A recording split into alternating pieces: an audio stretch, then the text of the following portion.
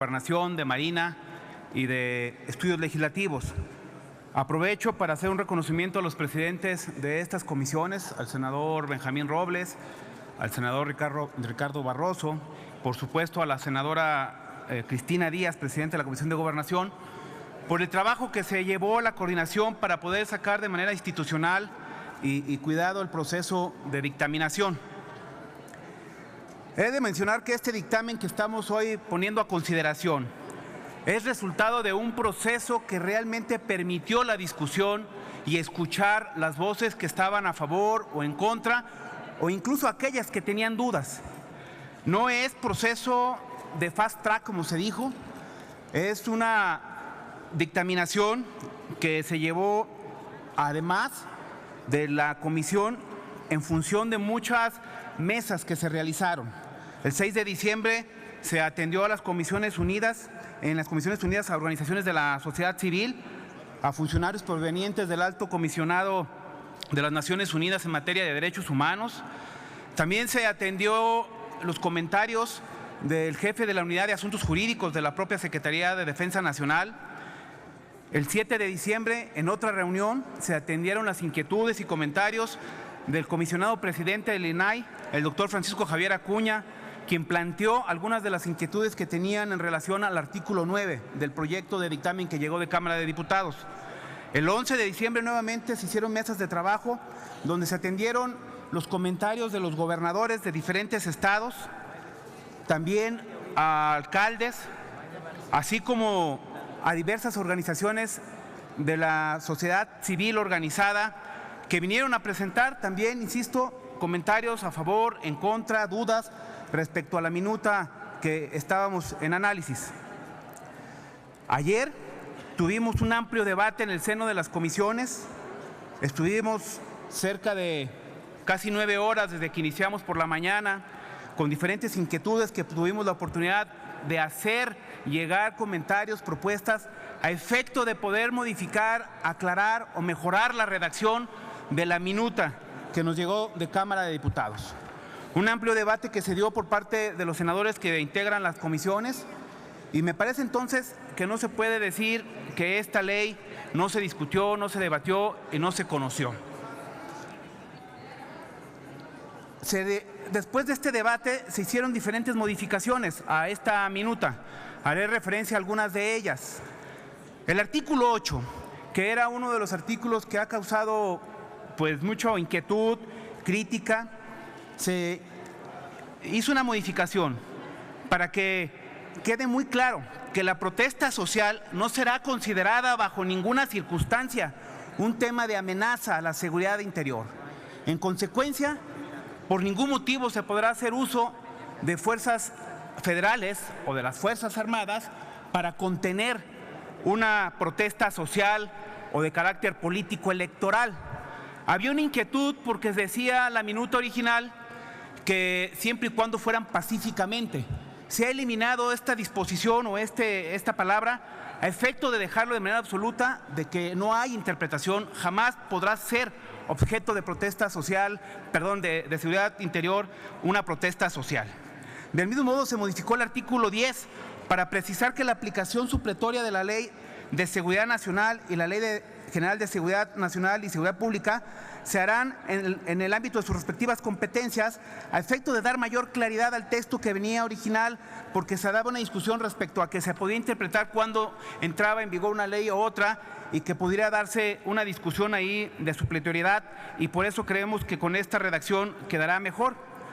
También en el artículo 16 se hicieron modificaciones para que cuando el Ejecutivo Federal lleve acciones inmediatas en los casos de amenaza a la seguridad interior que representen un grave peligro a la integridad de las personas, la Secretaría de Gobernación, cuando lleguen fuerzas federales o fuerzas armadas a un estado, la Secretaría de Gobernación tenga la obligación de notificarle a los gobiernos de las entidades.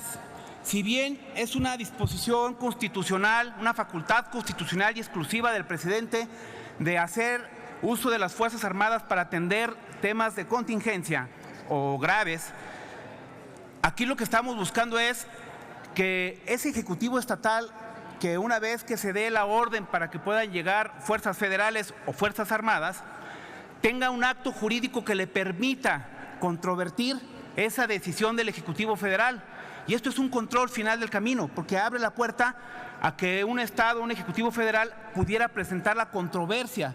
Esto creo que sí es un control constitucional que limita esa facultad exclusiva del presidente, una facultad que tiene en la Constitución y que no es nueva, por cierto, la ha tenido siempre en nuestra Constitución.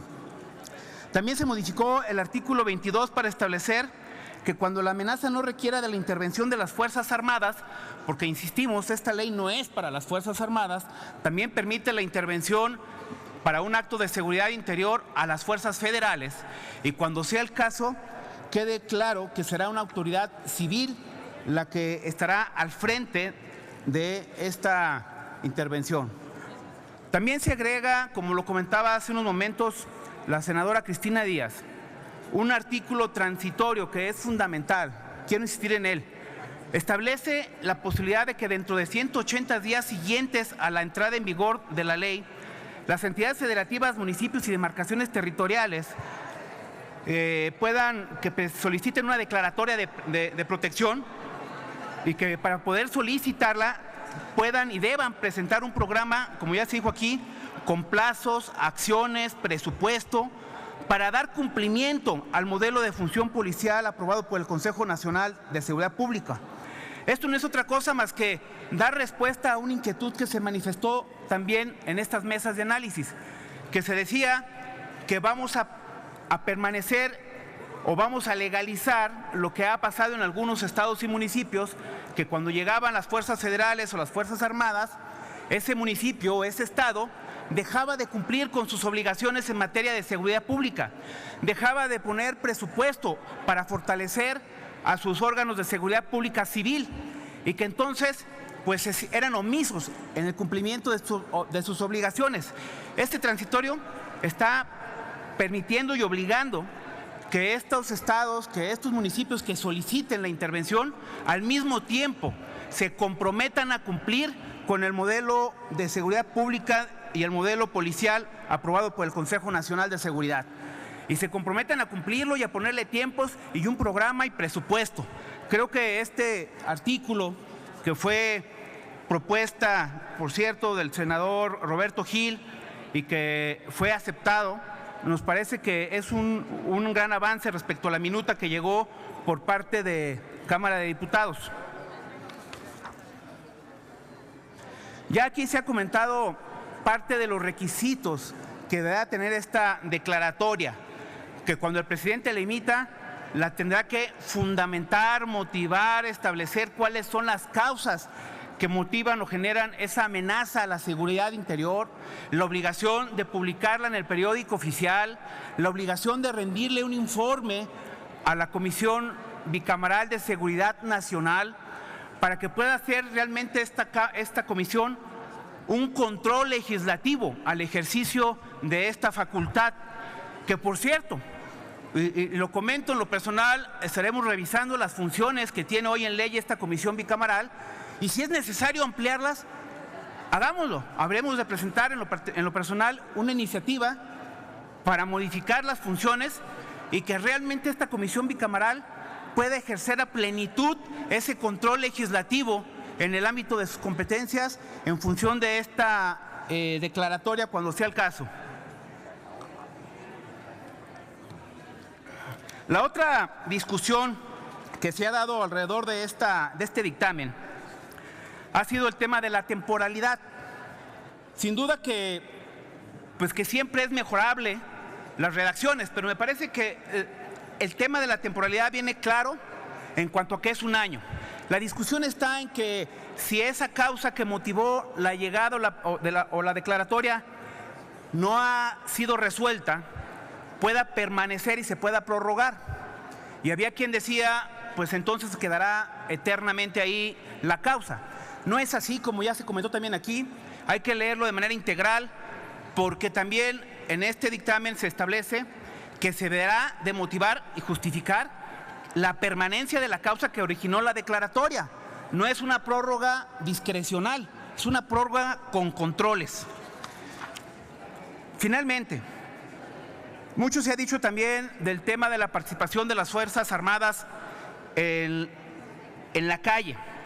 Pareciera que desconocemos la realidad de lo que ha sido la presencia, la actuación, las facultades de las Fuerzas Armadas en otras tareas, además de las tareas que creemos a veces equivocadamente son solamente la de preservar el territorio nacional frente a una amenaza exterior. Y hay muchas tareas. Yo recomiendo leer un artículo que publicó el senador Roberto Gil el día de ayer en el periódico Financiero, donde muy claramente nos dice qué otras tareas tiene las Fuerzas Armadas desde el punto de vista administrativo, de la seguridad que tienen en nuestras costas y de cómo se fueron incorporando también desde hace ya muchos años facultades a las Fuerzas Armadas, pero también al mismo tiempo cómo se incorporó el tema de la delincuencia organizada como un tema de seguridad nacional y que en ese momento que se hizo esa incorporación se le dieron facultades a las Fuerzas Armadas en el tema de combate a la delincuencia organizada. Creo que es muy ilustrativo, ya dará él seguramente aquí una explicación más amplia del tema. Reconozcamos que hay una presencia hoy en día de las Fuerzas Armadas. Según el informe de la Sedena del año 2016, se encontraban activas 142 bases de operaciones mixtas en el territorio nacional.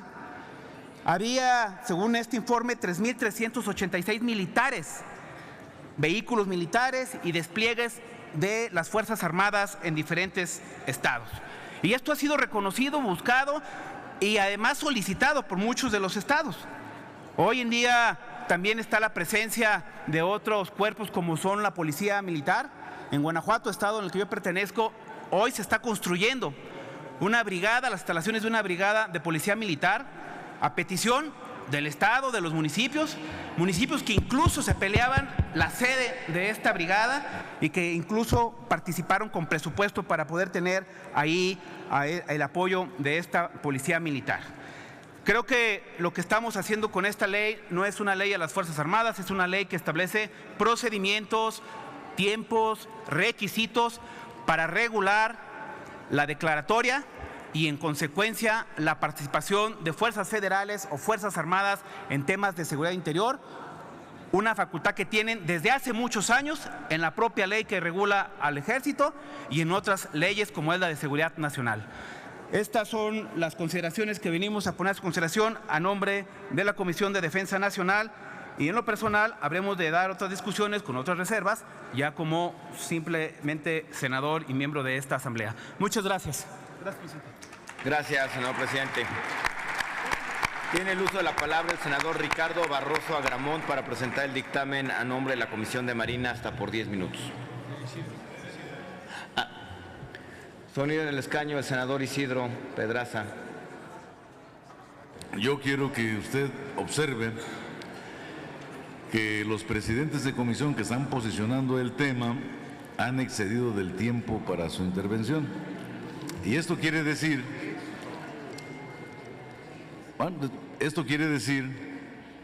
que es un tema complicado, un tema extenso y que considere esto al momento de que vamos a hacer uso de la tribuna, porque los argumentos nunca van a ser suficientes para poder hablar en la perspectiva que tenemos ahí y se requiere de tiempo, que es lo que ustedes no quieren dar.